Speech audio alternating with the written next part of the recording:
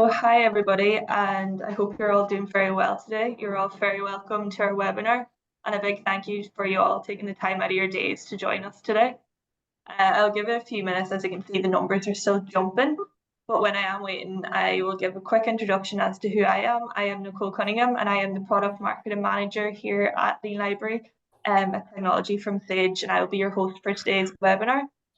The webinar is part of a themed webinar series. Some of you might have been at some of our other webinars that we've been running over the last few months, and they've been going very well, and hopefully you'll enjoy what we have in store for you today. I'm delighted to be joined by Helen Anderson, our Business Development Manager here at Technology from Sage, and a huge welcome to Nicola and John as well from the University of Lancaster. Fantastic to have you both join us today. And before I hand it over to Helen, I'll just give a quick run through of some of the housekeeping. Helen, if you go on to the next slide quickly. Yeah, just a bit of housekeeping. So just please check your audio and visual settings. And if somebody could please let me know in the chat box or via the Q&A box that you can hear me and see me, so I'm not just talking to myself, that would be great. And if you happen to not be able to hear me or see the slides, we recommend leaving the webinar and rejoining on Zoom. And as you join, you'll be prompted to check your audio and visual settings, and hopefully that will do the trick. And as always, please do connect with each other in the chat and get the discussion going. This is a very insightful webinar, so yeah, keep talking. And in regards to questions, please feel free to ask any questions via the chat or the Q&A box, and we'll answer them either live or via the chat at the end of the session. And lastly, the webinar is being recorded today, and it will be shared with you all in the next coming days. So that is all from me. So now I'll hand it over to Helen and enjoy the webinar. That's lovely. Thank you, Nicole. Welcome, everybody, and thank you for joining us on our webinar today. And thanks so much to Nicola and John from Lancaster University, who are joining us to talk about their experiences of using Lean Library to support citation justice in the Global South. It's so great for us to learn about how our customers are using Lean Library. And this is such an important topic, supporting equity and fairness in the research process. So we really appreciate your input today, Nicola and John. So before I hand over to John and Nicola, I just wanted to give an overview of what Lean Library is, because I'm conscious we might have different levels of awareness with attendees today. So just some background first. Lean Library is a product from Technology from Sage, and Technology from Sage are fully owned by Sage Publishing. You'll probably know that Sage Publishing are well known as providers of content in the area of social sciences, driven by the belief that social and behavioural science has the power to improve society. In 2021, Sage's founder, Sarah Miller-McCune, transferred her voting shares of Sage Publishing into an independent trust, and this ensures that after her death, Sage remains an independent company focused on its mission to build bridges to knowledge, which I'm sure you'll agree is really important for a publishing company. So Technology from Sage was formed in 2022. And we formed it to ensure that the provision of content remained innovative and current, given the advance of emerging technologies.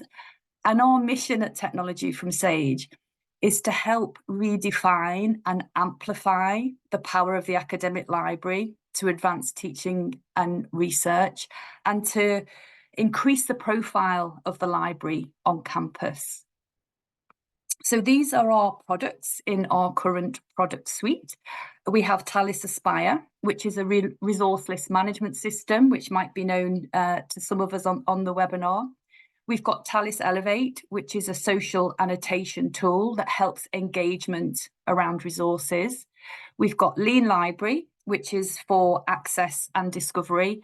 And we've got SciWheel, which is our authoring and citation tool. So these products are all standalone, but we are looking at commonalities across all the products to understand how they can work together to support that undergraduate and researcher workflows. Okay, so what is Lean Library? Lean Library is a browser extension that students, researchers, and academics will download from their usual content store. And then once they've downloaded the extension, they effectively have the library on their shoulder, and it follows them round and will surface library resources and services regardless of where that research journey started, whether it starts on Google, Google Scholar, or even Wikipedia. So when we set about wanting to help libraries solve their problems, we wanted to make sure that we fully understood what these problems were. So we set about writing a series of reports, and our first report from 2021, it identified something that I think we already know, but it's nice to have that data to support it. And that is, students and researchers don't start their research journey in the library. So the data told us that they begin their research journey outside of the library and outside of the library website, with 79% of faculty and 74% of students beginning their discovery outside the library. And it wasn't that students didn't value the library, they really did, but they would have preferred it to have been more closely embedded in their own workflows. So I'm going to take you through some of the basics of the extension, and I'm hoping it will give like that context to John's talk. So there'll be some sort of cross-reference there. So it's not going to be a full demo. If you would like a full demo, do reach out to your usual TFS contact. And we also hold weekly live demos of Lean Library on a Tuesday at 12 noon. And I think Nicole's going to put the link to that in the chat. So essentially, the fundamentals with Lean Library is access. So we've got an example of a student setting out to do some work. They could be preparing for a seminar or writing an essay or doing their dissertation. They're sitting in a cafe, they're not connected to the library network, and they're using Google to navigate to the academic sites that they're aware that they should be using. Because they've downloaded the extension, they're immediately alerted by the pop-up that they can get access to that resource through the library. So once they've clicked on that get access, they have to authenticate, and they would only do that once per browser session. And then they have access to all the content that the library owns on that particular domain. So as well as authenticating access, Lean Library will lead you from a resource that isn't owned by the library to one that is. So this streamlines access for the student, and obviously it's also maximising the use of library resources. So here, the user has navigated to an article on ResearchGate. It's not available or hasn't been purchased by the library. So the extension picks up the DOI and cross-references it with the discovery system, and the pop-up tells the user, don't worry, this article is available elsewhere. No authentication would be needed at this point because we've already authenticated. So we would click through to the full text version. And the same can be done for ebooks. Here's an example from Amazon, and we know how easy it is to purchase from Amazon, how frequently it pops up in search results. And actually, a student could be tempted to click on that, purchase for the Kindle edition if they were under pressure on their dissertation or essay or whatever. But the extension has identified the ISBN and cross-referenced it against the discovery system to see if it exists in the ebook format. We can also search for print as well using the ISBN. We can search the library catalogue. So once the extension has searched the discovery layer, if it doesn't find anything, it will default to our open access database, which covers Unpaywall, Core, and also monographs with DOAB. So here the pop-up is telling us that we found an open access version of an article, and here it's telling us that there's an open access version of a monograph. If it's not found open access, you can then set up your interlibrary loan form behind the scenes, so the user can make a request for the resource through your document supply service. Click on Order Now. they'll be taken to your form, it'll be populated with the metadata, and then the student or researcher fills in their personal details and the request is raised. A really nice bit of functionality in Lean Library is something we call highlight and search. So this is where on any piece of text on any website, you can highlight, right click, and then link through to your discovery layer or other databases that you've put there behind the scenes. On Google Scholar and also on PubMed, searches are enhanced by the extension, and it will show full PDFs of content alongside the search results as well. So it's all about getting that content right directly into the end user workflow. So what we've seen so far, they're default messages that have been set up behind the scenes. And we do hear that once the extension is set up, it just runs itself. So we hear the term set and forget. Assist messages are bespoke messages that library staff can place on any page that they have access to. And you can alert the end user to any additional information or library news that you might want to pass on. I just want to show some examples of that assist, how this assist message works. I really like this one. So this is where someone has been navigating to Sage research methods because they want help in their research skills. And the assist message has popped up and asked, do you need further support for your research project? Because you can click through to that form and book a session with your subject librarian. A common use are for authentication. So New York Times doesn't go through single sign-on. You've got to have your own unique login and password. So that's facilitated there with the assist message. A great one, topical one, of course, somebody's landed on ChatGPT, and those library resources that have been curated to support the use of AI have been surfaced, and you can click through to them using the assist message. And of course, there's always that sort of messaging around access. So we don't want those turnaways. We don't want the student to have that negative experience. So this is saying this database can only be accessed when you're at the library. There are citation functionality in Lean Library. So you have options where a user can use the drop down, select their preferred citation style, and then copy and paste that into their usual citation tool or into a Word document, etc. As well as bringing library resources into the student workflow, Lean Library also brings library services to support the end user. So there is an onboarding option where you can place library support documents directly into the student workflow and have them show at that point of need. So this is an example of a library guide being presented when a student or researcher has landed on Google Scholar. So once the guide's been read, you can click has read. And then when you want to retrieve that document again, you can go to the workflow librarian, which is that little circle bottom right, and that's what follows the student round, and they can open that document again using the workflow librarian. We have got a deep integration with SpringShare LibGuides, which makes this really easy to set up, and it also updates the LibGuides when you update them on SpringShare.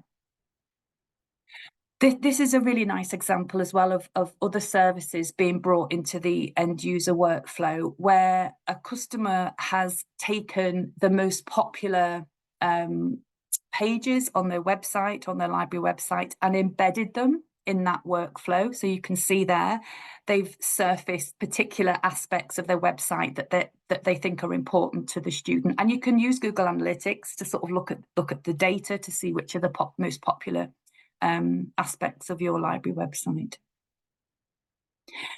So an additional way of bringing your discovery layer into the user workflow is to use what we call additional library search. So we were hearing more and more that students were going to Google to start their search, and they weren't going to the discovery layer. So if a student or researcher searches on Google or Google Scholar, the search results are basically replicated against your discovery layer, and you can see them appearing there in that side tray. There are other databases you can add to this side tray, but you can see there OCLC WorldCat. The end user would click on that and they would see all the results equating to that search from the discovery layer, and then they click through directly through into OCLC WorldCat.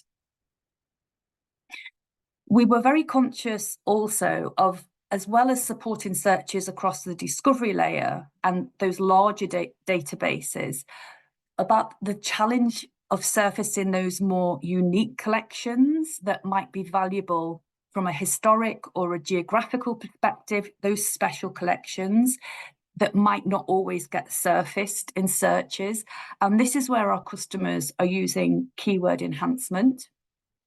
So here, the library, and that they often work with their subject specialist or archivists, will put together multiple keywords that are relevant to the collection they want surfacing.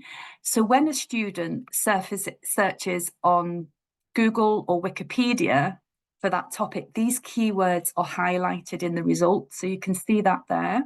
A little synopsis appears, which they can read, and they could then decide to click through to that resource, like so. So searching on Wikipedia, the keywords are highlighted, and then the student clicks through to that actual resource. And again, we're just using Sage research methods here. So that is the quick synopsis. I'm really hoping it's just given that little bit of background, that context for Nicola and John, but I'm really delighted to be able to hand over and to hear John and Nicola talk about citation justice, because it's an absolutely fascinating and really interesting topic. I'm just going to stop sharing my screen. And we'll hand over to John. Thank you. Super. I'm just going to share ours now. Fantastic. There we go. Super. Well, thank you for the invite. We're very pleased to be here. Just to say, yes, it did have my name in the invite, but what I've done is I've also invited my colleague, Nicola Wiley, who is our Research Intelligence Manager, to talk about citation justice. My name is John Barbrook. I'm a faculty librarian here at Lancaster University, focusing very much on content in the subject of science, technology, health and medicine, which is really good. So I've got quite a good multidisciplinary focus, which helps a lot. And the reason I invited Nicola, not only is she really knowledgeable about the subject, it's also a very multi-team effort. Librarians are involved in this, as well as colleagues in research, as well as colleagues in their departments, and researchers who are looking at issues such as decolonizing and citation justice. So I'll pull onto that later on, how it's really important to actually credit people who have done really important work in this field. But to start with, what we need to discuss is what I'm going to be talking about. So I'm going to be talking mainly a lot about the introduction, about our decolonizing efforts here at Lancaster. Please note this subject is very deep, and I've got about 35 minutes to talk about it. So what I'm going to be doing as well is maybe pushing you towards further reading. It's as evidence-based as we can make it. So I've got quotes from colleagues as well as other presentations we've given. And so hopefully the presentation will be shared afterwards. And there's quite a few links on different things which might go into subjects you might be interested in a greater depth. The subject itself is also heavily discussed. So there might be things that are controversial as well, which maybe you don't agree with. We've got the opportunity to have discussions, and we have in fact having really interesting discussions about this with colleagues, and we've brought that into our practice here at Lancaster. And hopefully you'll find it really interesting. We'll also have the introduction from Nicola about citation justice. Citation justice it's not just decolonizing, it's also part of decolonizing, but it's a thing of its own right, so it needs to be focused on. We're going to talk a little bit about the resources we purchased, not just Lean Library or Sage resources. I'm not here to sell Lean Library, but talk about the kind of content approach to Lean Library, of which Lean Library is a part. Where does Lean Library help us? I'm going to show this functionality, which Helen's just shown you, and how we've implemented it. We've not implemented everything, but we've implemented a lot of the Lean Library Futures package to help us surface our resources, some of our future plans, as well as those references, which might help you to look at decolonizing a little bit yourself in the future. or maybe look at the work you've already done and see what we're doing, and maybe even offer advice to us, because in fact what we do is a collaborative effort and we get fantastic feedback from others.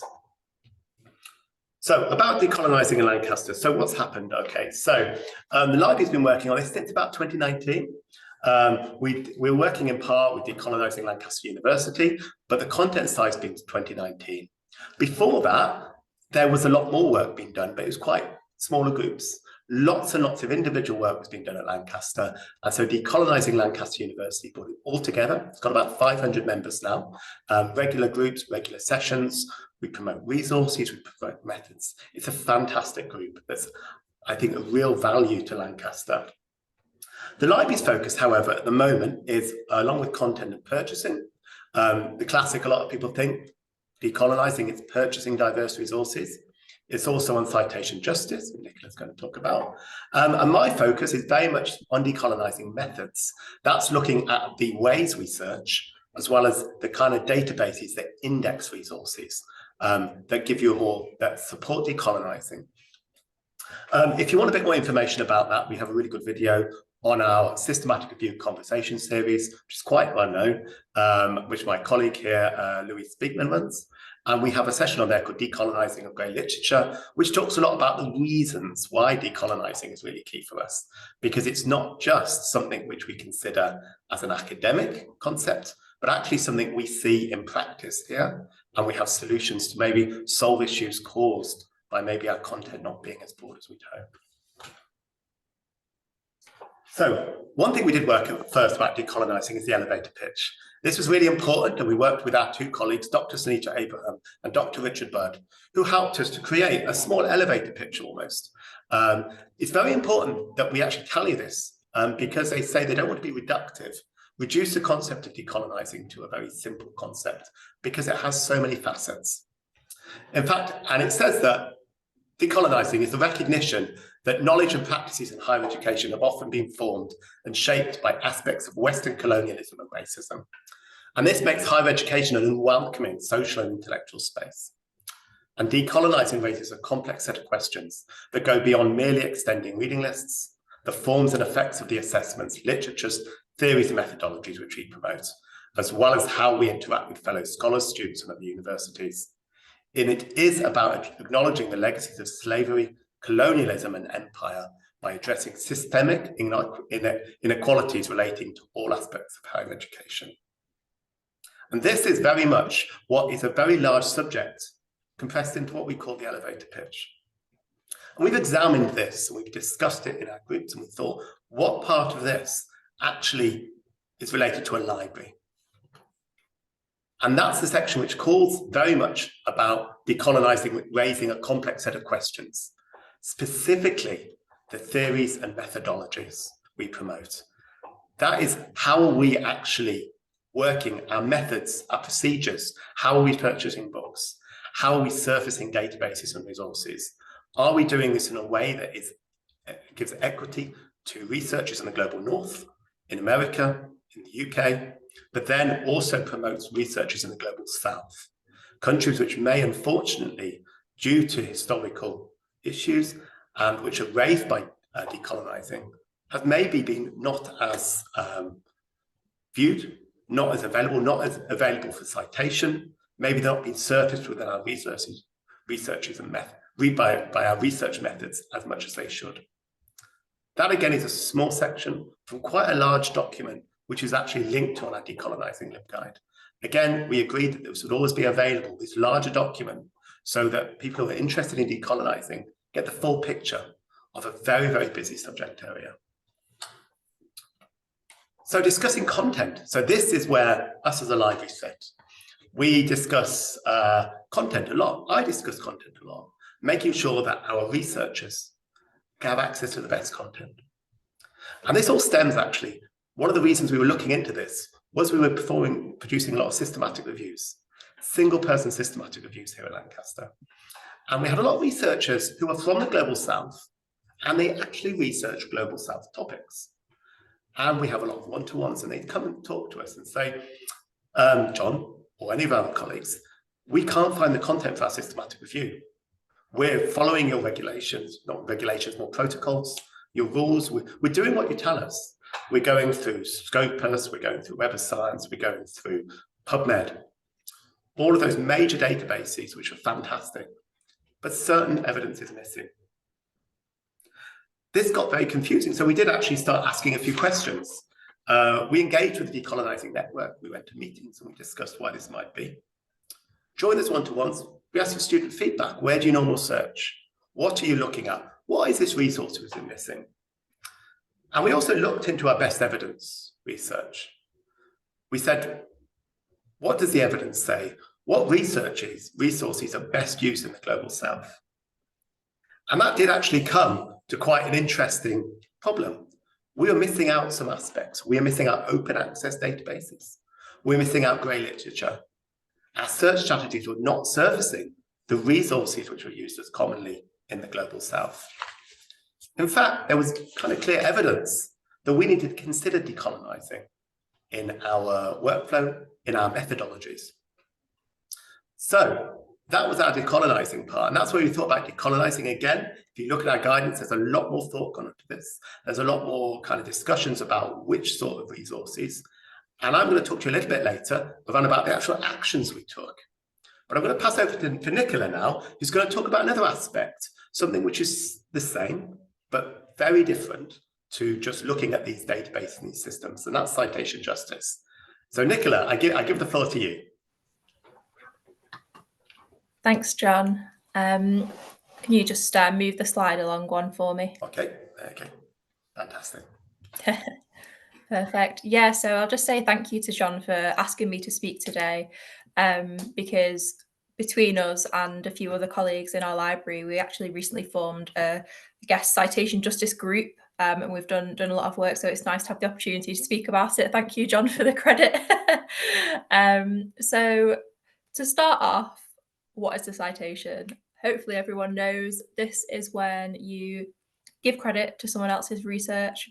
You say, thanks very much, I like what you've done, or maybe I don't like what you've done, let me make some comment on this, build on it, or ensure that people know that that person has contributed this piece of knowledge in this subject area. One of the problems with this is often papers that collectively have the most citations have the greater likelihood of collecting more citations because they're a bit more visible, pop up in searches more so.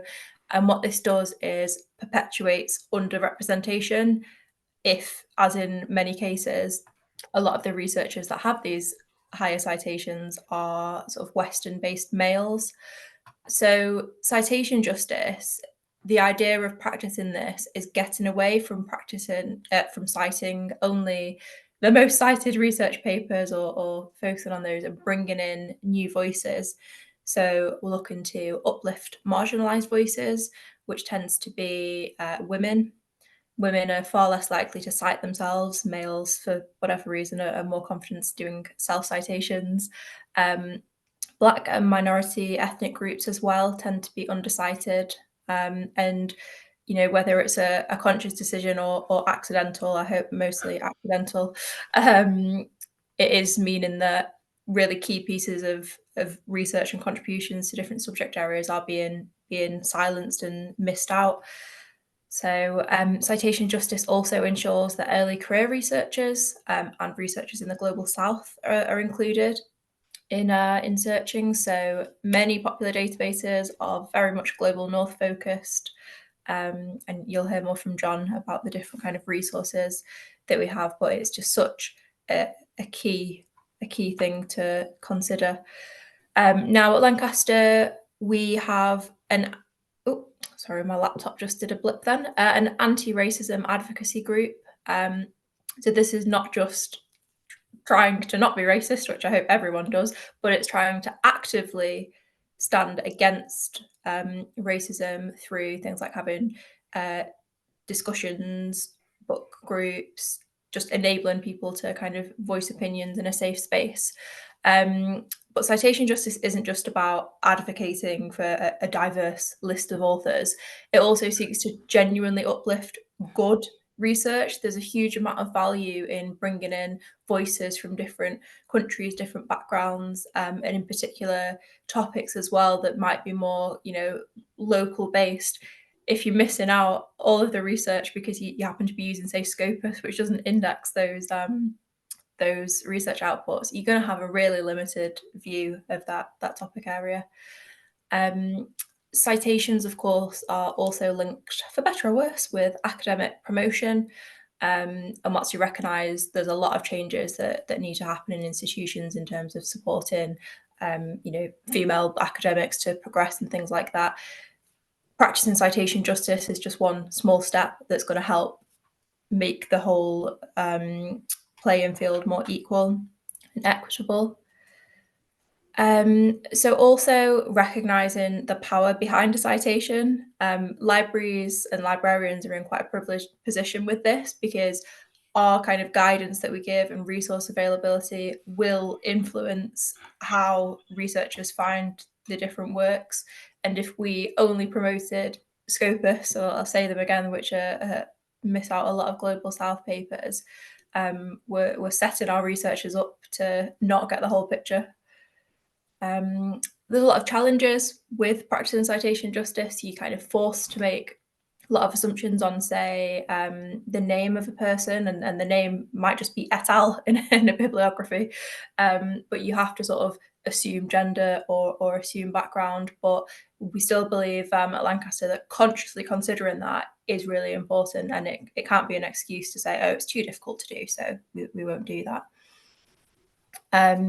And so, yeah, we are really advocating for citation justice at Lancaster.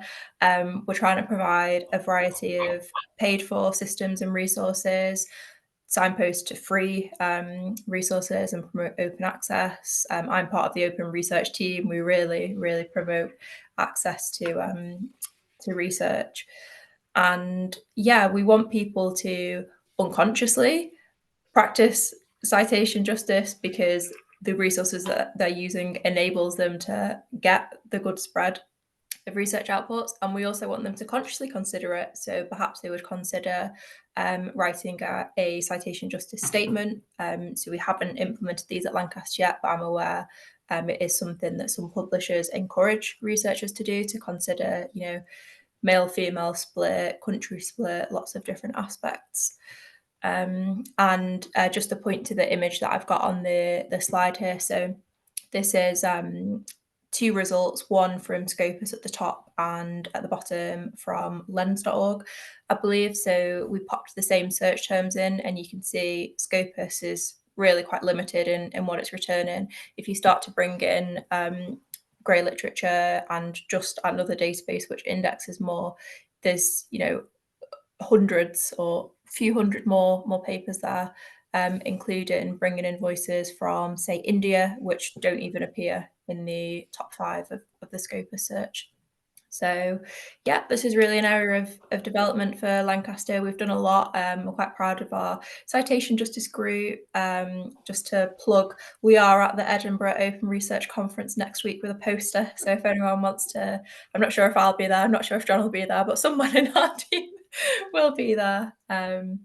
And yeah, happy to answer any questions and things afterwards. But for now, John, I'll hand back over to you for any further comments and to move on.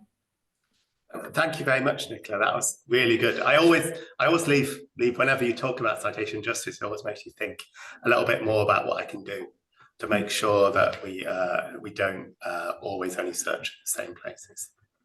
Yeah, so super. So that's really good. And that's one of the things Nicola's been talking about, some of the things that have been happening in that group. But I'm just going to talk a little bit about what happened when we considered decolonizing as well as citation justice and the actions we took.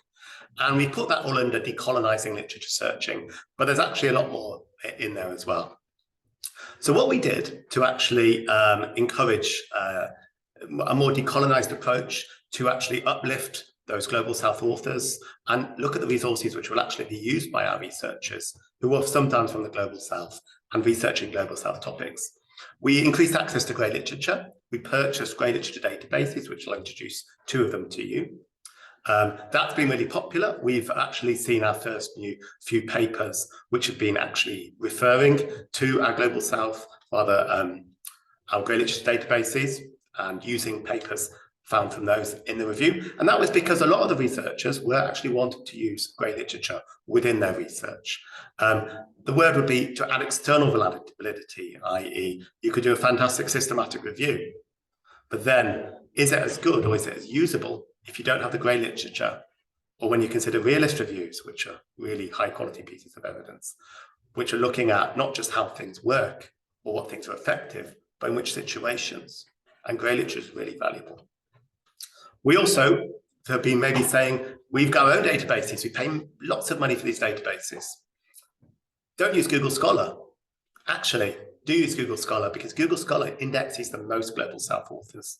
And that came over and over again through the evidence, through papers that were saying, actually, if you do a search through Scopus, Web of Science, and our EBSCO databases, yeah, it's pretty good. It's pretty good for Global North topics. But for Global South topics, you will miss large amounts of evidence. Also, indexing open access. Our Discovery didn't index open access. That was an easy win. One of my colleagues fantastically set it up so our Discovery indexes open access. And if you don't do that already, consider it, because that will automatically bring more Global South authors, because they are more likely to publish in open access journals. Certainly open journal systems journals, they're data journals which are very, very highly used by Global South authors. We also produce some librarian-led guidance. We do this quite a bit here. We didn't just produce a bunch of lists, links, which is also a bit of a criticism. We produced more of a narrative piece, evidence-based, focused on the topic of decolonizing literature searching that students can read through. Unfortunately, we do get students now coming to one-to-ones, wanting to follow this guidance, discussing elements of it with us, which is absolutely fantastic. And when we had that guidance, we actually took it and we've embedded it within our other guidance. So some guidance will say, actually, there's other resources we can search, additional searching. At the moment, it is a little bit of a, this is something you can do as an addition, but the long-term aim, would it be actually, it would just be part of the process of searching, what I'd like to call decolonizing by default. So you don't necessarily do it as an extra step if you're doing a worldwide search. You can just do it for everything, because if you're searching a Global North topic, the Global South authors are actually really valuable. In fact, certainly given a multicultural UK, I worked in the NHS for many years and I learned it was really useful to search for Global South authors, because often the evidence was extremely valuable for a topic which was more locally based in a city in England. Often the people you were looking to target these interventions with might be immigrants, or they might be from the Global South. That little chart there is actually really interesting, because that's actually from lens.org, and that shows the kind of the coverage of lens.org and the different kind of almost commonly used indexing services and the coverage, and they're all very unique. Some have got great coverage, some like Microsoft Academia, which I believe has been indexed in something else now, does actually have kind of like very unique papers. And that's actually from lens.org, which is one of the things we've been recommending in addition to Google Scholar, because it's kind of got almost as much coverage of papers of Global South authors as Google Scholar. But the thing is, Google Scholar is always better. So two of the things we did purchase, Overton.io and Policy Commons. If you've not met these before, Overton.io is a searchable index of policy documents, and it collects data from 182 countries. These are quite new resources, which comes into why we're using Lean Library. Also, Policy Commons, it also indexes and links to 3.2 million reports. These are really good as well, because you can focus specifically on Global South evidence, i.e. you can remove large NGOs, large Global North organizations, governmental documents, because these can absolutely swamp out Global South institutions, local evidence from governments in the Global South. Global South local NGOs, they don't produce as much as, say, the WHO. So unfortunately, you can lose that, but you can actually remove that, and you can focus just on specific countries. It's the same with Policy Commons, and they collect different evidence. Policy Commons is actually really new. We got in quite early with that. Again, I think it's recently been taken by the House of Commons in the UK, which is fantastic. But again, it's a fantastic policy kind of indexing organisation.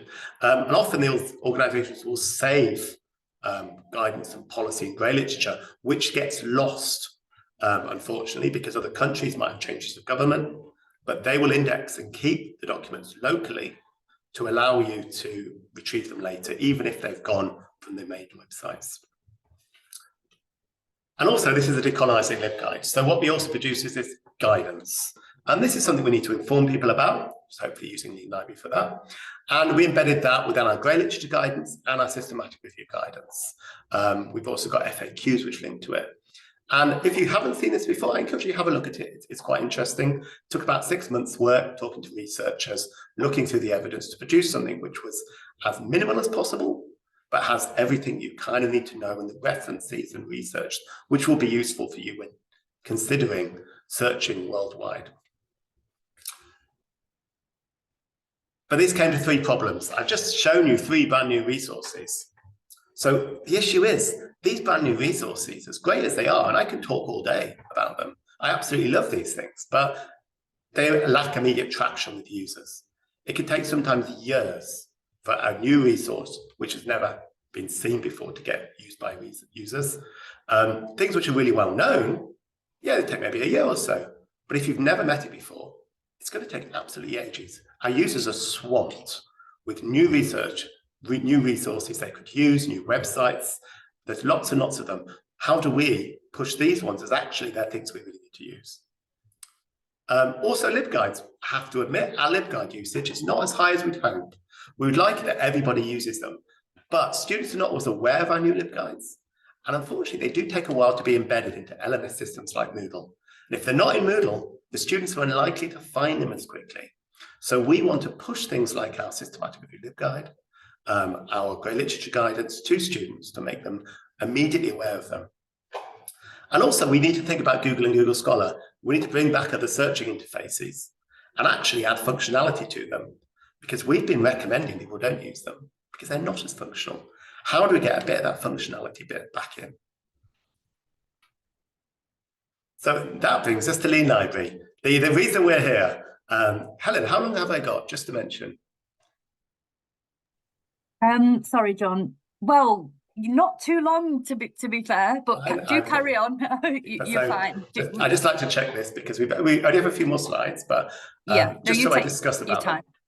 Super. So, Lean Library at Lancaster. So, we've had it about 2-ish years now, almost 3 years, I think. So, just to say, with Lancaster, we came in and very much we were going to go for like a low-key install. We didn't want it to be all singing or dancing immediately. So we did the minimal viable product, just the bare minimum, what we've used.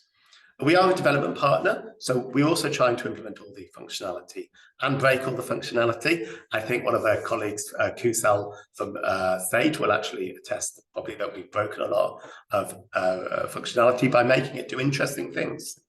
First, it must be easy to live with. And for us as well, it is mainly used for inductions. It's not an all-round thing. If you look at our statistics, heavy use and heavy promotion during inductions, it promotes all our resources for students, but then it reduces. The students get used to it. We don't want for them to have to rely on it. Sometimes they'll remove it, but we want to get them understanding and aware of what we have. It is very targeted towards undergraduates. Yes, they're hoping to get more functionality for postgrads and researchers, but at the moment, it's very much a research targeted towards those undergraduates. Get them inducted, know what they have access to, because Lancaster has a fantastic array of resources. And I can barely go through years without discovering we actually have a new database, which is amazing. Essentially, we're trying to create a curated web experience. What we've used is the functionality we've used. So on certain websites, it will pop up subject guides. So we've got the library services. But for instance, if it's a website which could do with one of our decolonizing websites, for instance, you're on a grey literature website, you might want to push out, we've got a grey literature decolonizing guidance and links. On the right-hand side of the page, we will have it pop up this functionality. And it will allow you to almost have like a created list of things you might wish to see. It's very subtle, but it's just one element of the multiple ways we use Lean Library. And so it will pick up different websites. Also, a lot of the students, they will have word of mouth. They'll say, oh, have you seen this fantastic new resource, Overton? Well, what's the address? I don't know. They'll talk to things they've used. They won't send each other links. They'll say, fantastic, I think a good one for us is Rayan, which is a screening database, screening resource. So students will say, I use Rayan. So if you've got a subscription to something like overton.io, they'll Google it, and you'll want to make sure that they actually get the link directly to it. So we use that. So that's the functionality. We've got all of our resources wherever possible enabled, that if you go to the wrong URL. And not just the main URL, we've actually got loads and loads of additional URLs, random places you might go, misspellings sometimes in there, to actually push you to Overton. We've used the enhanced Scholar, so we've got Google Scholar. So it does two things. Google Scholar for us, we've got the sidebar, which links to, for instance, our OneSearch, as well as other databases which might give context to the resources. We're actually working with colleagues in the library at the moment to make it a little bit more nuanced for us, preferably in Google Scholar. It also picks up and displays some of our other resources, so we can have a bit more control. But at the moment, it just pushes our library catalogue, as well as, in our example there, Trip Pro, which does have some global south evidence within it. And also, it highlights things we've got in full text. It's important because it'll also highlight what's open access. So essentially, when you've got a list of resources now in Google Scholar, you've got our full text, and you've also got the open access full text in the same place. No resource has got like priority over the other. The links are all the same. So essentially, it's not saying this is better than this. It's essentially saying you have this in full text. And that little bit of functionality can help users to not kind of subconsciously choose one resource over another. Everything is full text within Google Scholar now, which is absolutely fantastic. We've also got the functionality, you can have alerts now on our data resources, which is quite useful. And finally, the thing which I call, hopefully other people will as well, thematic onboarding. We use the onboarding now a little bit different. I think Lean as a library has mentioned to us that it's a bit different to what they've seen. So what we do is we don't automatically have resources that pop up onboarding. We actually onboard concepts. So for instance, the concept of grey literature and policy and guidance. If you go to any links, for instance, the first 10 links on Google, which are policy and guidance websites, ours will actually pop up a link. So it promotes that we've got overton.io and policy commons. So if you're a user and you're going to, for instance, gov.uk, looking for policy, perhaps you want more worldwide policy and guidance. It actually points out that we've got resources. And one of the things we're going to be doing is actually looking at a lot of our keywords and making sure that our resources are surfaced within the library.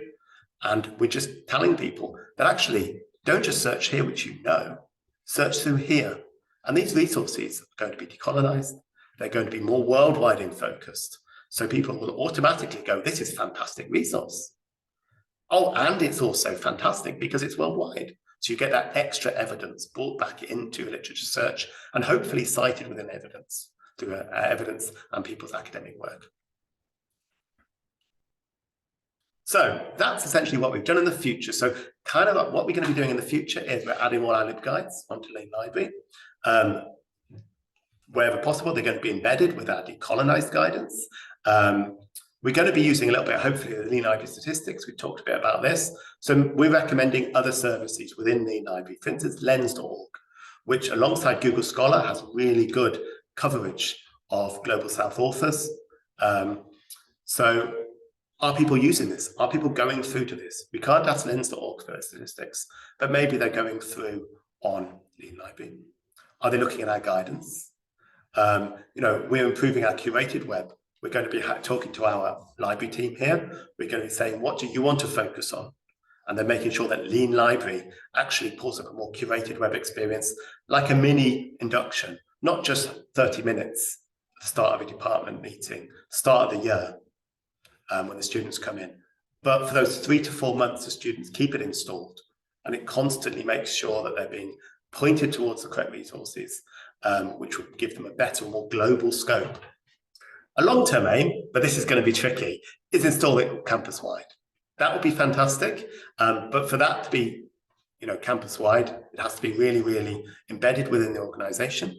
But that would be fantastic, but I can't promise that one because it is quite tricky to get things automatically installed. But that would be absolutely fantastic. Just to say, if you are interested, we'll share the presentation. We have got the references. First, we've got the Decolonizing Guide. We've got the document from Dr. Sunita Abraham and Dr. Richard Budd, all on Introduction to Decolonization in the context of higher education. Our grey literature videos. We did a blog called Overton to Decolonize Research, and that's quite interesting about why grey literature is so key. And there's also a paper, a lot of it's been based on a paper called Recalibrating the Scope of Scholarly Publishing. I think it was published last year, and I've linked directly to that. So if you haven't read it before, I would very strongly read it because it's really interesting. And it's all about using Scopus, Web of Science, and the traditional databases, and exactly how much evidence they miss. And like I mentioned, a really key part of this whole decolonizing process is to acknowledge people who've actually supported us in decolonizing. It's not just me, it's not just Nicola. It's been many different members of our team. So our colleagues here, Fabio Ascari, Paul Newnham, Tom Morley and Leah Burns, they're part of Citation Justice, as well as they work within anti-racism, and they're our colleagues who are focusing very much on this.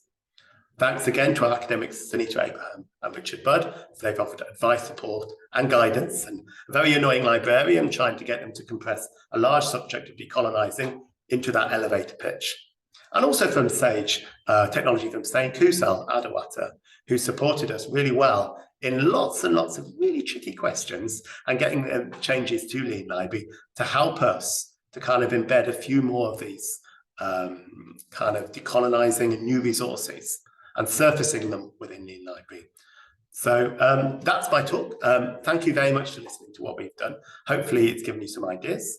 I'll hand you back to Helen now in case anybody's got any questions. Thank you, John, and thank you, Nicola. That was absolutely fascinating and really, really interesting.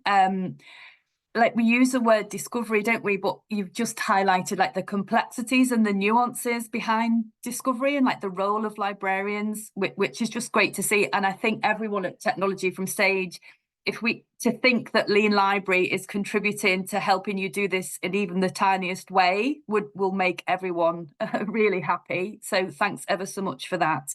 There is time for questions if anyone's got any questions.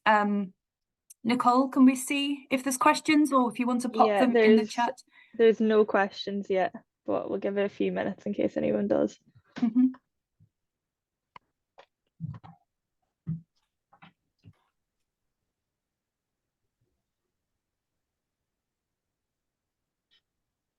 We've got a few thank yous, John and Nicola, yeah, so thanks again. Yeah, and I think we'll leave it at that. Thanks, Helen, as well. And once again, thanks, John and Nicola, for joining us today. That was really, really insightful and really interesting. As I said, this webinar will be sent out to you afterwards, and I'll send the slides as well. So once again, thanks very much for joining us, everyone, today. Thanks, everybody. Bye-bye.